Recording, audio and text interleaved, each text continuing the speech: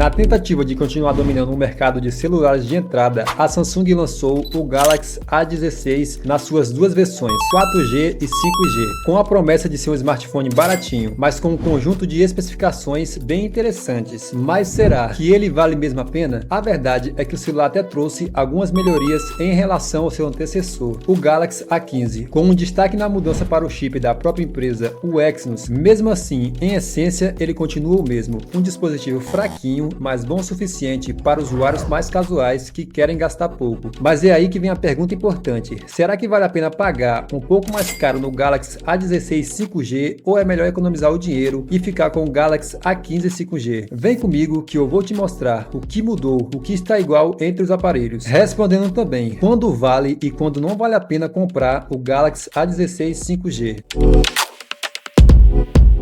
Começando pela aparência, aqui a Samsung basicamente repetiu o que vem dando certo para a linha. O Galaxy A16 5G traz o mesmo design sem graça do A15 5G, imitando os celulares da linha S, com 3 câmeras em linha na parte traseira e o flash, mas com a construção toda em plástico. Os botões laterais de volume e power, que também funcionam como um leitor de digitais, gaveta de chip e cartão de memória, microfone, saída de som e entrada para carregador, também continuam nos mesmos lugares que no A15 5G, mas é aqui que a empresa cometeu um dos grandes erros. Ela sumiu com a entrada de fone de ouvido que ficava na parte inferior. Isso é uma péssima notícia para quem ainda tem fones de ouvido com fio, que vai poder usar somente os via Bluetooth.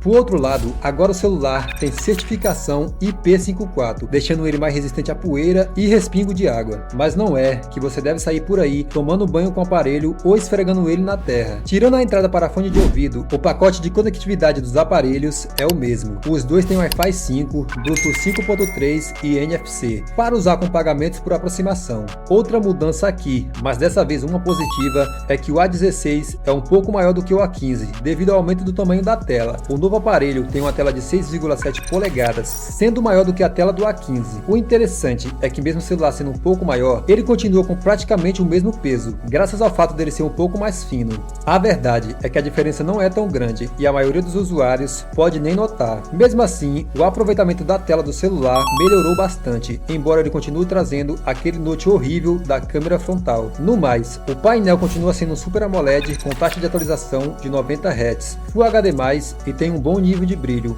E por falar em continuar sendo o mesmo, assim como o A15, o A16 continua não tendo suporte a tecnologias para melhorar stream, proteção Gorilla Glass ou som estéreo. Na parte do software, temos uma diferença brutal entre o A15 5G e o A16 5G. Os dois aparelhos contam com Android 14, mas somente o A16 5G vem com a garantia de 6 atualizações do sistema operacional. Isso é o dobro das 3 que a Samsung garantiu para o A15 5G. Ou seja, a vida útil do A16 é muito maior do que a do modelo antigo, que já deve ficar ultrapassado entre 2026 e 2027. E vale lembrar aqui que a interface dos dois celulares não conta com os famosos recursos de inteligência artificial ou Samsung DeX, presentes apenas nos modelos mais caros da Samsung. Mesmo assim, os aparelhos são bem fluidos. A combinação de um hardware potente com o software da Samsung traz tanto no A16 5G quanto no A15 5G uma navegação lisa e sem travamentos. A Samsung trouxe uma mudança inesperada no novo aparelho, saindo do Dimensity 6100 Plus da MediaTek no A15 5G para o processador Exynos 1330, que ela mesma fabrica, mas no final o desempenho é praticamente o mesmo. Eles vão funcionar bem para tarefas do dia a dia e até mesmo rodar diversos jogos, mas se você quiser mais performance, é melhor procurar em outro lugar. Inclusive, tem vários smartphones intermediários que estão numa faixa de preço parecida e vão trazer processadores melhores, além de mais recursos. E por falar em performance,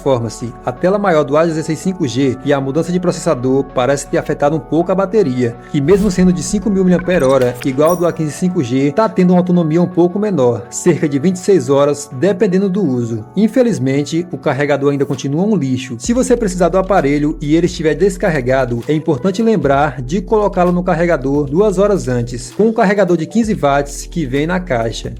Quando a gente compra um celular na faixa dos R$ 2.000, não dá para ter uma expectativa a respeito das câmeras, mas é justamente nesse quesito que a Samsung surpreende. Os dois celulares trazem o mesmo conjunto de câmeras traseiras e dianteira, com uma principal de 50 megapixels e uma ultrawide de 5 megapixels e uma macro de 2 megapixels, que já era para ter sido extinta, já que é basicamente inútil. Se olharmos apenas o preço, as câmeras não só tiram boas fotos, como também fazem bons vídeos, e você não vai ver muita diferença entre as imagens capturadas pelo A16 5G e o A15. No geral, dá para utilizar bem qualquer um dos dois, mas o A16 5G se sai um pouco melhor em lugares com baixa iluminação, embora não dê para recomendar nenhum deles para o uso noturno. A ultrawide até faz um bom trabalho, mas não dá para perceber que ela caga bastante ao tentar capturar detalhes muito pequenos e na hora de borrar elementos no fundo.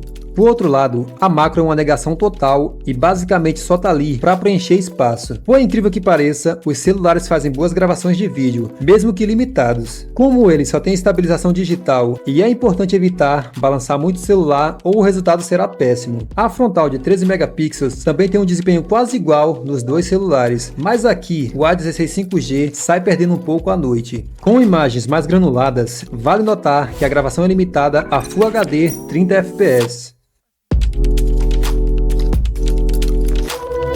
O Galaxy A16 chegou por aqui oficialmente em dezembro, e assim como o A15 está disponível em versões com 4GB, mais 128GB e 8GB, mais 256GB de RAM e armazenamento. Embora em seu lançamento seu preço sugerido fosse bem mais alto, hoje dá para encontrar por valores a partir de R$ 1.200, enquanto o A15 sai por cerca de R$ 1.000. Honestamente, tanto o Galaxy A16 quanto o Galaxy A15 são celulares bem fraquinhos, e você consegue encontrar aparelhos numa faixa de preço parecida, que vão te entregar muito, mas muito mais recursos e até um desempenho melhor. Um bom exemplo disso é o Redmi Note 14, que custa um pouco menos, mas já vem com Gorilla Glass, sensor biométrico na tela, uma taxa de atualização de 120 Hz, bateria de 5.500 mAh e um carregamento rápido de 33 watts. E investindo um pouco mais, já é possível comprar, por exemplo, o Galaxy M35, um intermediário e bem mais potente. Ele traz uma taxa de atualização de 120 Hz e já grava em 4K. Mas se você não liga tanto para isso, ou só quer um celular com um desempenho ok para tarefas diárias, ou tirar uma foto ou outra casualmente, mas que tenha uma boa construção, qualquer um dos dois vai te atender bem. Nesse caso, também é bom ter algumas coisas em mente, como por exemplo, a única vantagem real de trocar um A15 5G, caso você já tenha um, por um A16 5G, é o tempo maior de atualização do Android. Se você não tiver um celular ainda, só faz sentido pegar o A15 5G se ele tiver com um preço muito abaixo do A16, preferencialmente em alguma promoção. Lembrando que normalmente a diferença de preço entre eles é cerca de R$ 200, mas isso é claro, vai depender de quando você estiver vendo esse vídeo, já que a situação pode estar completamente diferente. Comenta aí, qual deles você compraria? O Galaxy A16 ou o Galaxy A15? E se você acha que tiveram muitas mudanças de um para o outro?